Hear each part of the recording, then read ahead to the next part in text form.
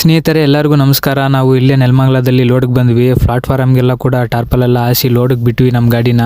ಲೋಡಿಗೆ ಬಿಟ್ಟಿದ ತಕ್ಷಣವೇ ನಮ್ಮ ಗಾಡಿ ಲೋಡ್ ಆಗೋದು ಶುರುವಾಯಿತು. ಇನ್ನೇನು ಸ್ವಲ್ಪ ಹೊತ್ತಿಗೆ ಫುಲ್ ಲೋಡ್ ಆಗಿಬಿಡುತ್ತೆ. ಲೋಡೆಲ್ಲ ಮಾಡಿಕೊಂಡು ಬರ್ತಾಯಿದ್ರೆ ನಮ್ಮ ಸಂಜು ಸಿಕ್ಕಿದ್ರು.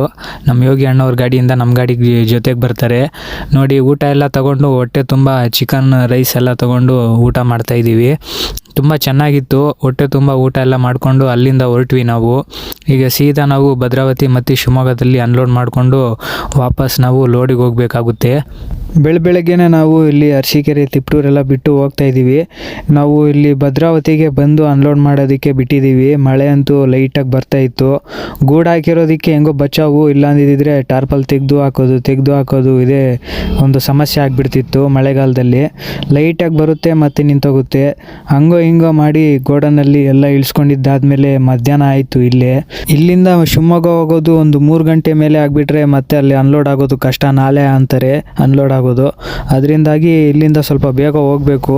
ಇಲ್ಲಿ ನೋಡಿದ್ರೆ ಬರೀ ಇಬ್ಬರೇ ಇದ್ದಾರೆ ಅನ್ಲೋಡ್ ಮಾಡೋಕ್ಕೆ. ಏನೂ ಮಾಡೋಕ್ಕಾಗಲ್ಲ. ಅಲ್ಲೆಲ್ಲ ಅನ್ಲೋಡ್ ಮಾಡ್ಕೊಂಡಿದ್ದಾದಮೇಲೆ ಅಲ್ಲಿಂದ ಹೊರಟಿವಿ ನಾವು ಶಿವಮೊಗ್ಗಕ್ಕೆ ಬಂದಿದ್ದ ತಕ್ಷಣವೇ ಬೆಳಿಗ್ಗೆಯಿಂದ ಏನೂ ತಿಂದಿರಲಿಲ್ಲ. ಅದಕ್ಕೆ ನಾವು ಚಪಾತಿ ಊಟ ತೊಗೊಂಡಿದ್ವಿ. ಶಿವಮೊಗ್ಗದಲ್ಲಿ ಎಲ್ಲ ಅನ್ಲೋಡ್ ಆದಮೇಲೆ ಸೀದಾ ನಾವು ಲಿಂಗದಳ್ಳಿ ಕಡೆ ಹೊರಟ್ವಿ. ಲಿಂಗದಳ್ಳಿಗೆ ಬಂದರೆ ಲಿಂಗದಳ್ಳಿಯಲ್ಲಿ ನಮ್ಮ ಉಮಾಪತಿ ಅಣ್ಣವ್ರು ಸಿಕ್ಕಿದ್ರು ನಮಗೆ. ಅವ್ರನ್ನ ಕರ್ಕೊಂಡು ನಾವು ಈಗ ಚಿಕ್ಕಮಗಳೂರಿಗೆ ಹೋಗಬೇಕು. ಅವ್ರ ಮನೆ ಹತ್ರನೇ ಇದ್ವಿ. ಎಳ್ನೀರೆಲ್ಲ ಕುಡ್ಕೊಂಡೋಗಿ ಅಂತೆ ಬಾರೋಸಿನ ಅಂತ ಹೇಳ್ತಿದ್ದ. ನೋಡ್ರಿ ಇದೇ ನಮ್ಮ ತೋಟ ಅಂತ, ಇದೇ ನಮ್ಮ ಮನೆ ಅಂತ ಎಲ್ಲ ತೋರಿಸ್ತೈತೆ ಉಮಾಪತಿ. ಅದೆಲ್ಲ ಆದಮೇಲೆ ಅಲ್ಲಿಂದ ನಾವು ಚಿಕ್ಕಮಗಳೂರಿಗೆ ಬಂದ್ವಿ. ಲೋಡಿಂಗ್ ಎಲ್ಲ ಶುರು ಮಾಡಿದ್ದಾರೆ ನಮ್ಮ ಗಾಡಿಗೆ. ನೋಡಿ ಎಲ್ಲ ಲೋಡ್ ಆಗ್ತಿದೆ. ಬೀನ್ಸ್ ಎಲ್ಲ ಕೂಡ ಲೋಡ್ ಎಲ್ಲ ಮಾಡಿಕೊಂಡು ಡೀಸೆಲ್ ಎಲ್ಲ ಹಾಕ್ಸ್ಕೊಂಡು ಎಡ್ಬೂಲು ಎಲ್ಲ ತೊಗೊಂಡು ಅಲ್ಲಿಂದ ಹೊರಟ್ವಿ ನಾವು. ಸೀದಾ ಹಾಸನ ಮೇಲೆ ನೆಲಮಂಗಲ ಹೋಗಿ ನೆಲಮಂಗಲದಿಂದ ಹೊಸೂರಿಗೆ ಬಂದ್ವಿ. ಬಂದಿದ್ದ ತಕ್ಷಣವೇ ಅನ್ಲೋಡ್ ಮಾಡೋದಕ್ಕೆ ಬಿಟ್ಬಿಟ್ವಿ.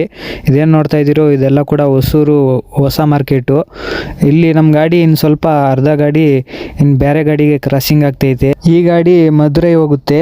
ಅನ್ಲೋಡ್ ಎಲ್ಲ ಆದಮೇಲೆ ಅಲ್ಲಿಂದ ನಾವು ಊಟ ಮಾಡೋಣ ಅಂತ ಬಂದ್ವಿ. ನೋಡಿ ತಮಿಳ್ನಾಡು ಸ್ಟೈಲಲ್ಲಿ ನಾವು ದೋಸೆ, ಚಪಾತಿ, ಪರೋಟ ಎಲ್ಲ ತಗೊಂಡು ತುಂಬ ಚೆನ್ನಾಗಿ ಹೊಟ್ಟೆ ತುಂಬ ಊಟ ಮಾಡಿದ್ವಿ. ರೈಸ್ ಎಲ್ಲ ತೊಗೊಂಡಿದ್ವಿ, ಲೆಮನ್ ರೈಸ್ ಎಲ್ಲ ಕೂಡ ತುಂಬ ಚೆನ್ನಾಗಿತ್ತು. ತಿಂಡಿ ಎಲ್ಲ ಮಾಡ್ಕೊಂಡಿದ್ದಾದ್ಮೇಲೆ ಅಲ್ಲಿಂದ ನಾವು ಲೋಡಿಗೆ ಹೊರಟ್ವಿ. ಗೊಬ್ಬರ ಲೋಡಿಗೆ ಲೋಡ್ ಆಗಿದ ತಕ್ಷಣನೇ ಲೋಡಿಗೆ ಬಂದ್ಬಿಟ್ವಿ. ಯಾಕಂದರೆ ಈಗ ಸೀಸನ್ನು, ತರಕಾರಿ season, load unloading full fast ಆಗಿರ್ತವೆ. ನಾವು ಫಾಸ್ಟ್ ಆಗಿರಬೇಕು. ನಾವು ಇಲ್ಲಿಂದ ಈಗ ಶಿಕಾರಿಪುರ ಹೋಗಬೇಕು. ರಾತ್ರಿ ಎಲ್ಲ ನಾನ್ ಸ್ಟಾಪಾಗೆ ಗಾಡಿ ಎಲ್ಲ ಓಡಿಸ್ಕೊಂಡು ಸೀದಾ ಬಾಣಾವರು ಟೋಲ್ ಹತ್ರ ಬಂದು ಮಲ್ಕೊಬಿಟ್ವಿ. ಅಲ್ಲಿ ನಮ್ಮ ಮುರುಗಣ್ಣವರು ಅಲ್ಲೇ ಇದ್ದರು. ಅಲ್ಲಿಂದ ನಾವು ಜೊತೆಗೆ ಹೋಗ್ತಾ ಇದ್ದೀವಿ. ನೋಡಿ ಅವರು ಸಾಗರ ಹೋಗ್ತಾರೆ, ನಾವು ಶಿಕಾರಿಪುರದ ಹತ್ರ ಈಸೂರಿಗೆ ಹೋಗಬೇಕು. ಈಸೂರಲ್ಲಿ ಬಂದಿದ್ದ ತಕ್ಷಣವೇ ಅನ್ಲೋಡ್ ಮಾಡ್ಕೊಳ್ಳೋಕ್ಕೆ ಬಿಟ್ಕೊಬಿಟ್ರು. ಅನ್ಲೋಡ್ ಆಗೋ ಅಷ್ಟೊತ್ತಿಗೆ ಮಧ್ಯಾಹ್ನ ಆಯಿತು. ಅನ್ಲೋಡ್ ಎಲ್ಲ ಮಾಡಿಕೊಂಡು ಅಲ್ಲಿಂದ ಹೊರಟ್ವಿ ನಾವು.